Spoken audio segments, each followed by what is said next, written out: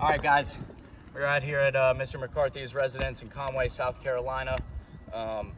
What we got going on today is we have a plethora of shingles that were covered for repair, for removal and replacement due to wind damage. We actually have one of those shingles here, as you can see, clearly creased, unsealed. I've got it labeled CS, stands for just covered shingle. The other thing I've done is I've labeled a handful of tabs around the covered shingle because we are going to be performing an attempted repair today, okay?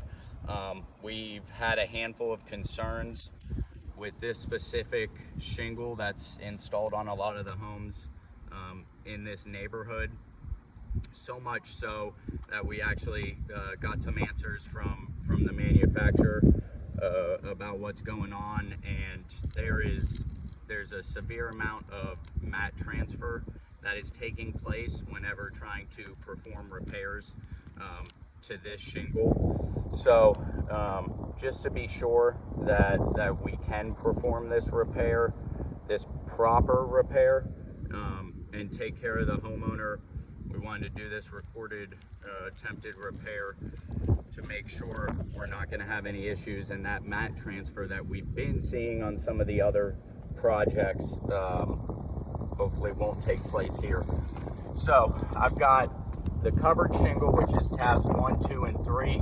I've also labeled the shingles 2 rows above the covered shingle so that we can successfully perform the repair, access the nail heads that are holding the covered shingle down, remove those nail heads, and replace the shingle, okay? Second row, we have 8, 9, 10. We have a total of 10 tabs that are gonna need to be unsealed and slightly manipulated.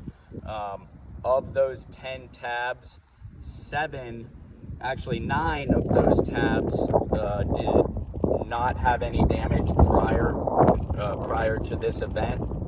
And the shingles in 2 rows above currently are intact, they are sealed, and they are undamaged.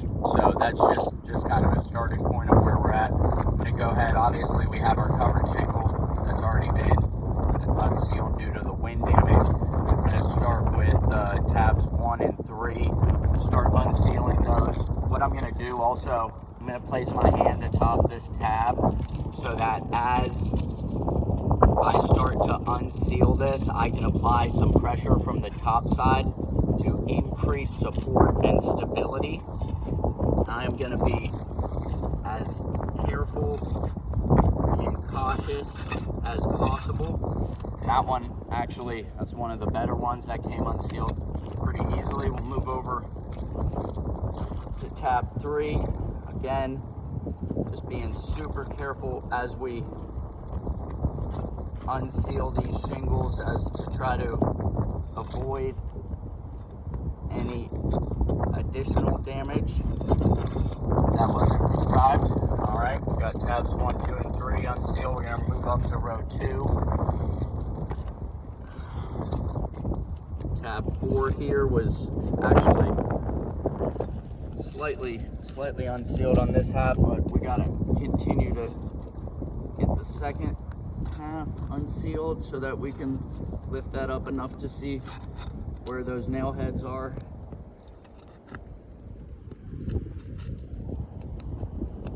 All right, tab 5.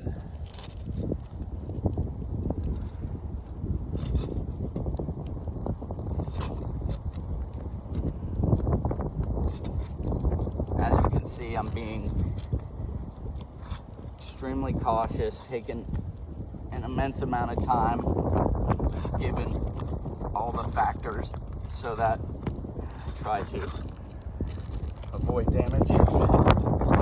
On to number 6. These ones are giving me a little bit more of a fight.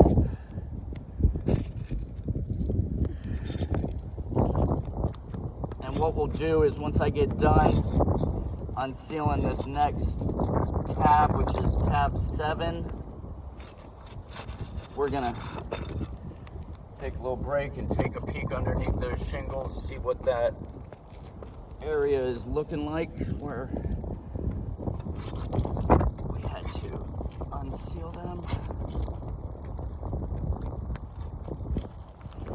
Now keep in mind too, one thing I want to mention is when we spoke to the manufacturer about this issue and what we were seeing, they actually did confirm with us that in situations when these shingles have to be unsealed and manipulated, whenever any amount of mat transfer takes place, that shingle with the mat transfer will no longer function properly again.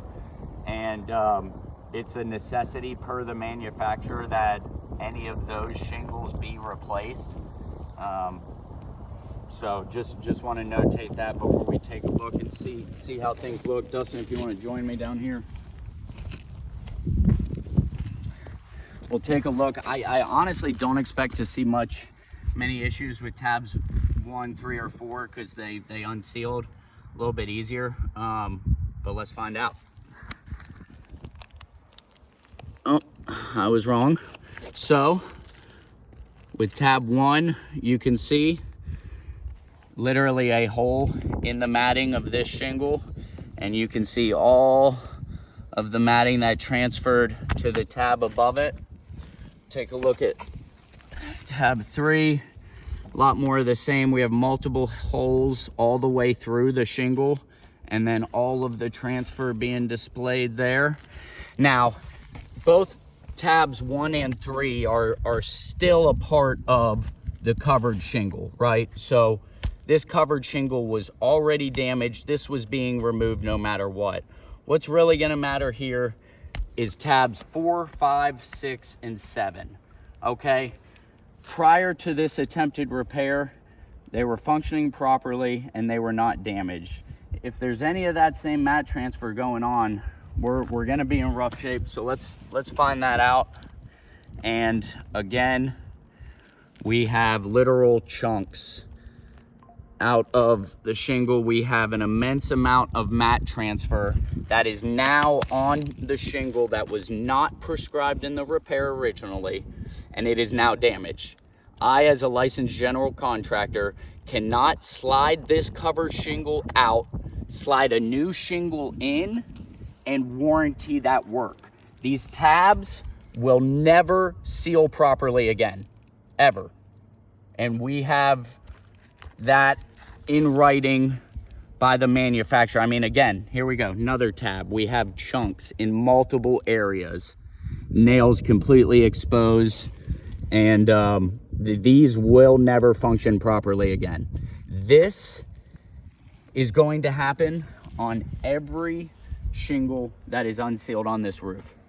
We cannot complete a proper repair because of these defects with the shingle. That is at no fault of the homeowner, and it needs right. I'm going ahead, I'm calling it on this attempted repair. I'm gonna stop before we damage even a plethora more of shingles. What we're gonna do right now, we're gonna get this sent in to you guys. We're gonna send it to the homeowner as well, go through everything, fully explain as we have in this video, and we'll wait for the proper response so that we can get him taken care of, okay? Appreciate your time.